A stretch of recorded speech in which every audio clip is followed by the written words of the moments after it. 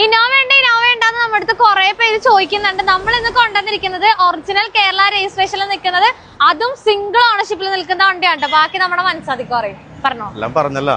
എന്നാലും ബാക്കി ഇക്ക പറഞ്ഞങ്ങട്ടെ. Single owner 2013-14 registration, type 4 last ഇറങ്ങിയ ഷേപ്പ്, ഒറിജിനൽ ടൈപ്പ് 4 ആണ്.